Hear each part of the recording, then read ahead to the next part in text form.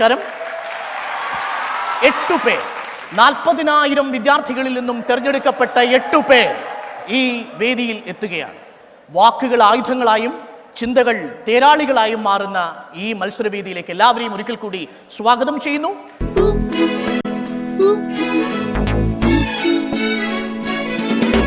കേരള സർവകലാശാല കാര്യവട്ടം ക്യാമ്പസിൽ നിന്നും ശ്രീ നൗഫൽ എം. കേരളത്തിൻ്റെ ഉന്നത വിദ്യാഭ്യാസ മേഖലയിലെ ഏറ്റവും മികച്ച കലാലയങ്ങളിൽ എന്നറിയപ്പെടുന്ന കാര്യവട്ടം ക്യാമ്പസിലെ പൊളിറ്റിക്കൽ സയൻസ് ഡിപ്പാർട്ട്മെൻറ്റിലെ PG വിദ്യാർത്ഥിയാണ് ഞാൻ. അപ്പോൾ ഓരോ സ്ഥാപനത്തിൻ്റെയും ശിരസായിട്ട് അവിടുത്തെ വിദ്യാർത്ഥികൾ മാറുക എന്നുള്ളതാണ് ഒരു വിദ്യാർത്ഥിക്ക് നേടാൻ കഴിയുന്ന ഏറ്റവും വലിയ നേട്ടം. വീട്ടിൽ അച്ഛനും അമ്മയും ചേച്ചിയാണുള്ളത്. വീട്ടിൽ നിന്ന് വലിയ പ്രോത്സാഹനമൊന്നും പണ്ടോട്ടേ ഇല്ല, ഇപ്പോഴും ഇല്ല. നമ്മുടെ കാര്യങ്ങളിലൊന്നും വീട്ടുകാർ ഇടപെടാറില്ല. എല്ലാവരും വിജയിക്കാൻ അർഹതയുള്ളവരാണ്. എല്ലാവരും വിജയിക്കട്ടെ എന്ന് ആശംസിക്കുന്നു. ആരും പരാജയപ്പെടാതിരിക്കട്ടെ എന്ന് ആശംസിക്കുന്നു.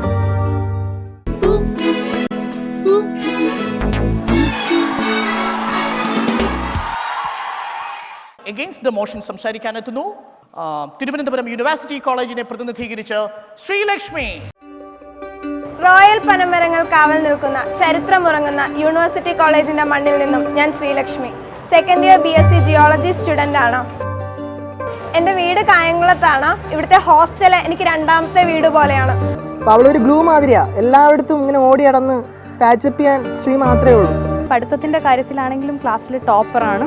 എന്നാൽ കഴിയുന്ന വിധത്തിൽ എൻ്റെ ആശയങ്ങളെ സമൂഹ നന്മയ്ക്ക് വേണ്ടി ഉപയോഗിക്കുക എന്ന ലക്ഷ്യത്തോടെയാണ് ഞാൻ നിങ്ങളിലേക്ക് എത്തുന്നത്.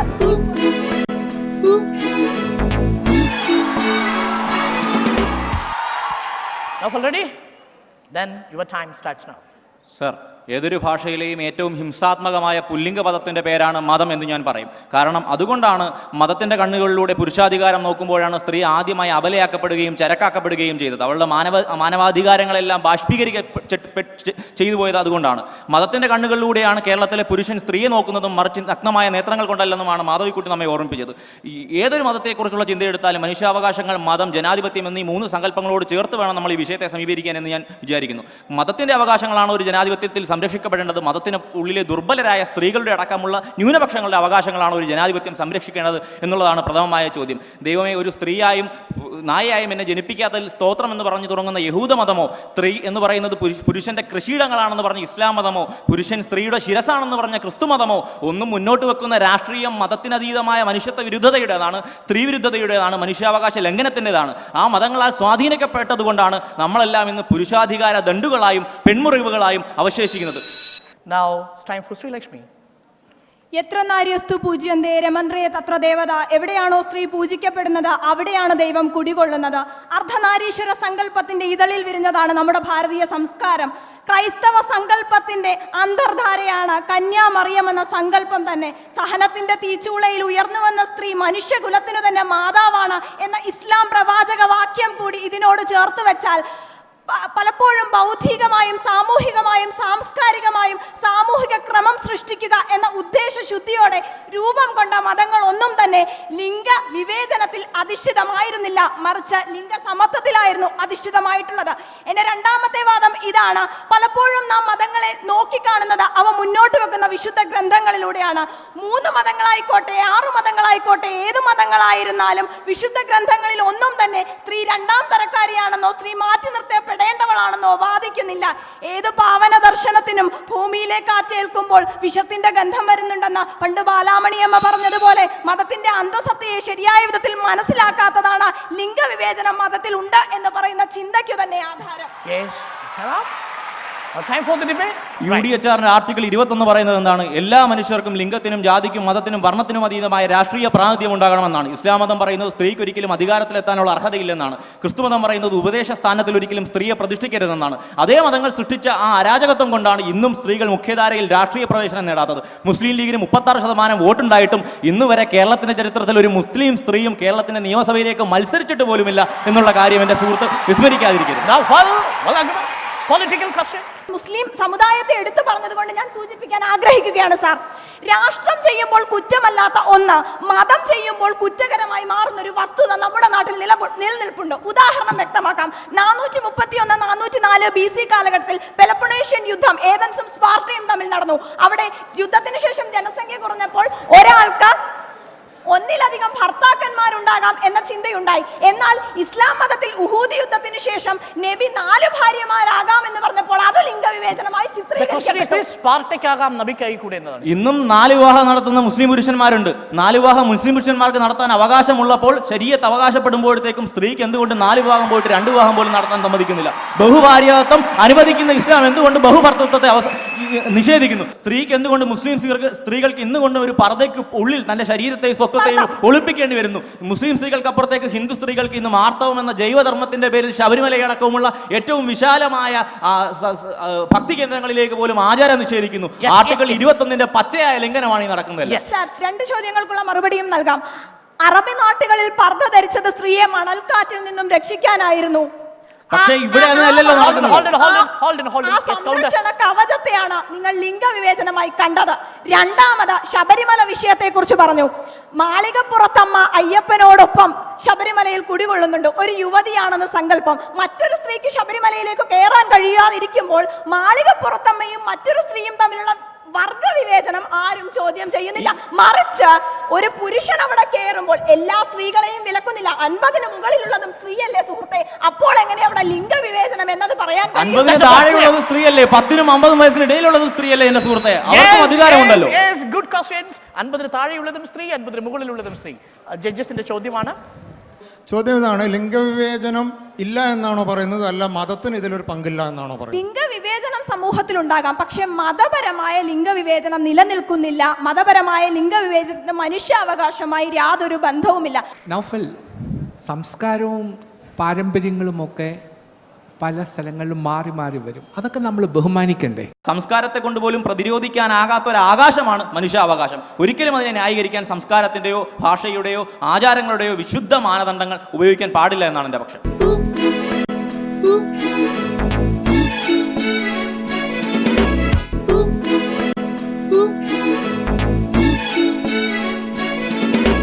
And now the last pair on the stage.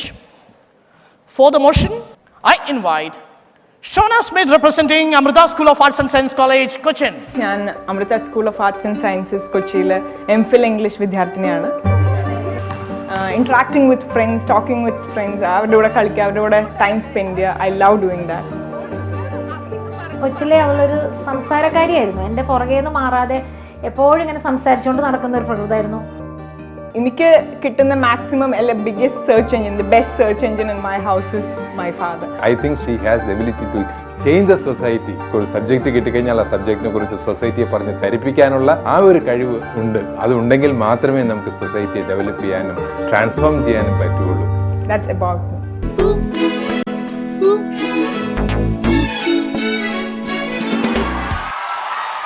I invite Asila Misbah representing Kozhikode Providence Women's College. I'm third year BBA student in Providence Women's College, Calicut. I like socializing with my friends, exploring new things.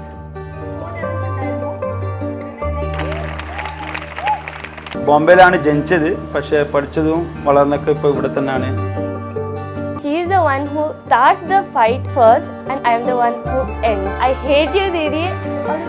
Being one of the 8 finalists and representing Malabar region is feeling of honor and privilege.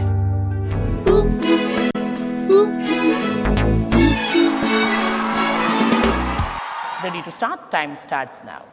Yatra nariste pujante ramante tatra devata. The place where women are worshipped, there is the abode of God.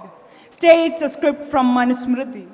Unfortunately, even in this 21st century, when women are becoming prime ministers, models, and winners of Nobel Prizes, their dreams of becoming the Pope of a Catholic church, the muezzin of a mosque, or the priest of a temple almost seems afar. On every 8th March, when the whole world celebrates International Women's Day with great pomp and show, we probably forget that they continue to be victims of discrimination and violence from womb to tomb. The forced exile of writers like Taslima Nasreen, or Sister Jasmi being forced out of a congregation in Kerala for questioning the blemishes of the nunnery, all stands testimony to the violation of human rights. My dear friends, let me remind you that almost all religious scriptures are nothing more than texts written by men, for men, about men. Thank you. That's it. For men, by men, About me. Right. Now, Asila, your time starts now. All the religions of the world may differ in other aspects, unitedly proclaim that the only thing that lives is the truth. Mahatma Gandhi. Human right is a freedom and respect you give to yourself and to others, whereas a religion is a faith you have on supernatural power.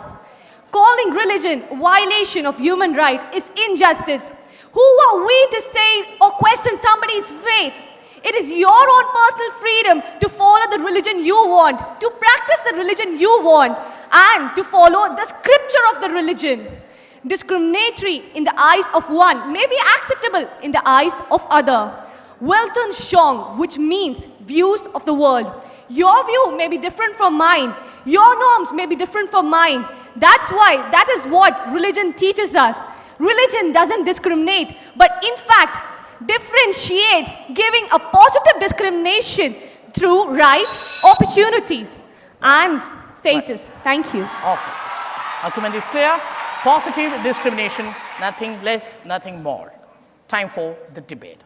Let me open this debate with the example of a human rights activist and a Peace Prize winner, Malala Yousafzai, who was severely injured after she was attacked by a Taliban gunman on 9th October 2012. Don't you think this is atrocities against women in the name of Malala religion? is an example for all the youth present here because she is a Nobel Prize winner. She has come up with her hijab. That is her faith. That is a big thing. Yes. She has never violated. That is not a religion. Religion never says you step back. Religion always says you fight for the truth. But then, as the topic says, it was a gender discrimination based on religion. That's what I meant to state.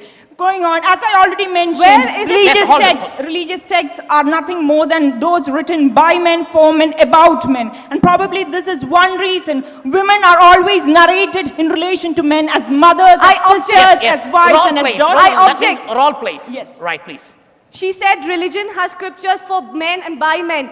That religion is actually for men, women, transgender and more other genders. But what you are talking about is what people created religion, not the real religion, what is written in the scripture. Do you remember this girl called Salva Halaparaman who died after she was denied an abortion in the country called Ireland? The 31-year-old Indian dentist. It is not the religion. It is the religion what man made, not the religion. Any script says that you have to abort. No, in fact, we stay in a country where we are known as Bharat Mata. Why that word Mata when we can associate with female? Just having a word called Mata in the name of India doesn't mean we deserve respect. It should come not in words but in action. Okay, time up. And it's time for the judges' questions, please. Yes, Shona, we don't have to ask for our rights. The rights have to be there for us. Do you believe that? Yes, I believe that rights are something that humans are born with. But then over a period of time, it's we humans who made a circumstance, who created a society, who constructed the society in such a way that we had to demand for it. If today we face such evil effects in our society, it is because we are evil-minded. It is because we lack the thought to look forward. We are jumping backward, not going forward. Thank you. And question to Asil. Nothing is in the scriptures which says it is discriminatory. But if you have read the scriptures of any religion, you can find lots of discriminatory things. It's a fact that there are a lot of discriminatory things in all religious scriptures. How do you answer this? What I would say is men and women are not treated equally in any religion, but in fact, they have different rights, different opportunities, and different claims that we do not know. According to Article 15 also, if women have given the right of reservation, it's not wrong. It is actually somewhere, everywhere men and women have been given rights in a different way because God has created them in a different way with different potentiality. So that is it. Okay, thank you Shona, and thank you Asila. നമ്മൾ നല്ല അടിപൊളി debate ഒക്കെ കേട്ടിട്ട് brain ഒക്കെ totally heated ആയിട്ടിരിക്കാന്ന് എനിക്കറിയാം. But now it's time to add a little glamour to the stage. Okay guys, let's call Jovino Thomas on our stage. Kalippe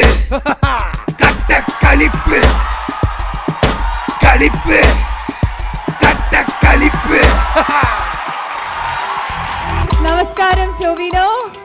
ഒരുപാട് opinion ഉള്ള ആളെ നമുക്കറിയാം. ടൊവിനോയുടെ സോഷ്യൽ മീഡിയ അക്കൗണ്ട് കാണുമ്പോൾ എന്ത് തോന്നുന്നു ഇന്നത്തെ ഒരു ഡിബേറ്റിന്റെ ഒരു മത്സരം കണ്ടിട്ട്? തീർച്ചയായിട്ടും ഞാനും ശ്രീ വിജയ് യേശുദാസും പറഞ്ഞുകൊണ്ടിരിക്കുകയായിരുന്നു, ഇതെന്താ നമുക്കൊന്നും ഇതൊന്നും അറിയില്ലല്ലോ, ഇവരൊക്കെ എന്തൊരു വിവരമാണ് എന്നുള്ള നിലയ്ക്ക്. പക്ഷെ തീർച്ചയായിട്ടും വളരെയധികം സന്തോഷമുണ്ട് ഇതുപോലെ ഒരു ഗിവൻ ടോപ്പിക്കിൽ അവർ ഇത്രയ്ക്ക് നന്നായിട്ട് ഡിബേറ്റ് ചെയ്യുന്നതിൽ. ഞാൻ പക്ഷെ ആഗ്രഹിക്കുന്നത് ഇവർ ഈ ഡിബേറ്റ് ചെയ്യാൻ കാണിക്കുന്ന ഈ ആർജവം ആരും സ്വാധീനിക്കാത്ത സ്വന്തമായിട്ട് നിലപാടുകളുള്ള ഇന്ത്യക്ക് വേണ്ടി സംസാരിക്കുന്ന ഒരു പറ്റം ജനതയാണ് നമുക്ക് വേണ്ടത്. ഇവരെ അതിനെ മുന്നിൽ നിന്ന് നയിക്കട്ടെ എന്ന് ഞാൻ ആഗ്രഹിക്കുന്നു. Thank you Tovino, thank you so much.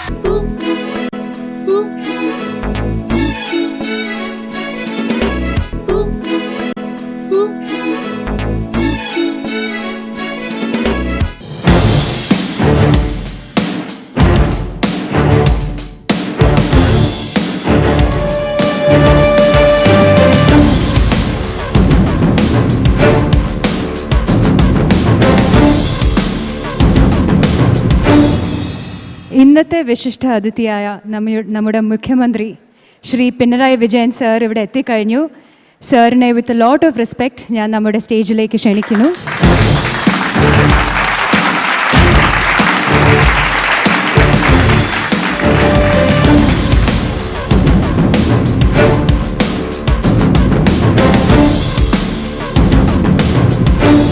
Thank you everyone.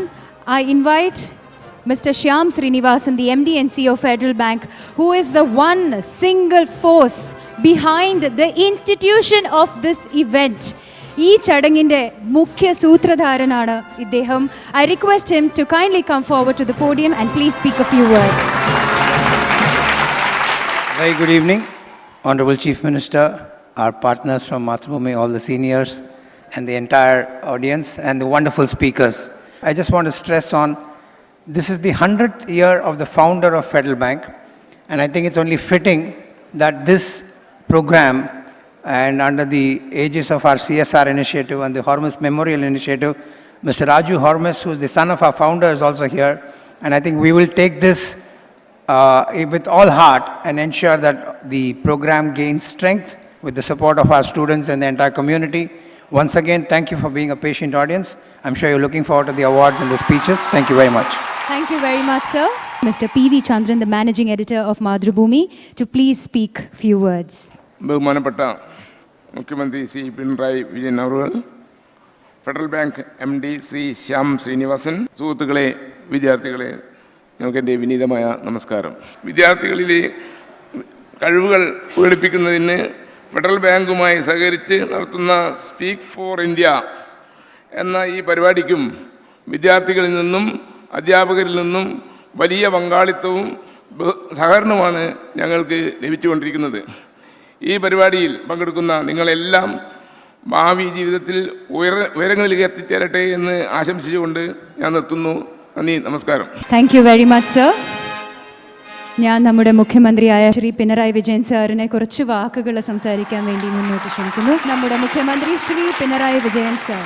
പ്രിയപ്പെട്ട വിദ്യാർത്ഥികളെ, സഹോദരി സഹോദരന്മാരെ, വളരെ പ്രത്യേകതയാർന്ന ഒരു പരിപാടിയാണിത്.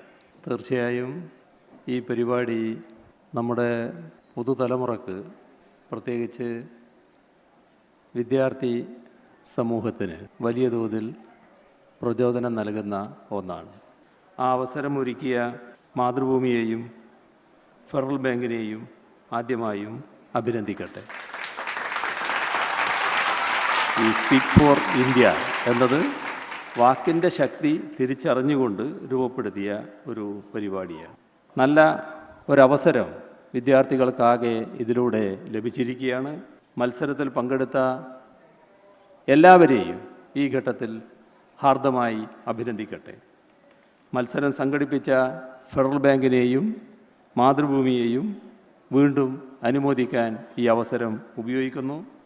നമ്മുടെ വികസനത്തിനായി നമുക്ക് ഒരുമിച്ച് പ്രവർത്തിക്കാമെന്ന വിശ്വാസത്തോടെ എല്ലാവരെയും ഒരിക്കൽ കൂടി അഭിവാദ്യം ചെയ്തുകൊണ്ട് അവസാനിപ്പിക്കുന്നു. നിങ്ങൾക്കെൻ്റെ സ്നേഹാഭിവാദം. ഞാൻ ഇനി നമ്മുടെ പ്രൈസ് ഡിസ്ട്രിബ്യൂഷൻ്റെ പേരുകൾ ഓരോന്നായിട്ട് ഇങ്ങനെ പറയാൻ പോവാണ്. പോപ്പുലർ ചോയ്സ് അവാർഡാണ് ആദ്യം നൽകാൻ പോകുന്നത്. I request mister MV Shreyans Kumar, Director Marketing Electronic Media Madhrubhumi, to please come forward and announce the name of the winner. He studies in Madhya College. Gokul is the choice for Popular Choice Award. Congratulations. Gokul S, Popular Choice Award winner. Mr. Shyam Srinivasan sir, kindly memento കൊടുക്കുക. Memento and certificate. Gokul V, Popular Choice Award winner of Federal Bank Speak for India Kerala edition 2016 in association with Madhrubhumi. Cash prize കൊടുക്കാനായി I request Mr. Harish H. Engineer to kindly do the honors. Congratulations Gokul, Popular Choice Award in the ജേതാവാണ്. Let's give him a loud round of applause. എല്ലാവരും ശരിക്കും ഒന്ന് കൈയടിക്കൂ. അടുത്തതായി runner up award announce ചെയ്യാനായി I request Mr. PV Chandran, Managing Editor Madhrubhumi, to kindly stand up. Runner up Sri Lakshmi J. Thank you so much Sri Lakshmi J, University College Parliament winner, Federal Bank Speak for India Kerala edition 2016 in association with Madhrubhumiയുടെ runner up ആണ്. 4-ൽ നിന്ന് we are here with our runner up for this evening. Award കൊടുക്കാനായി ഞാൻ നമ്മുടെ chief മിനിസ്റ്ററായ ശ്രീ പിണറായി വിജയൻ സാറിനെ request ചെയ്യുന്നു. Cash reward of 1,25,000 rupees. 1,25,000 rupees plus അത് കൂടാതെ സർട്ടിഫിക്കറ്റും ട്രോഫിയും ഉണ്ട്.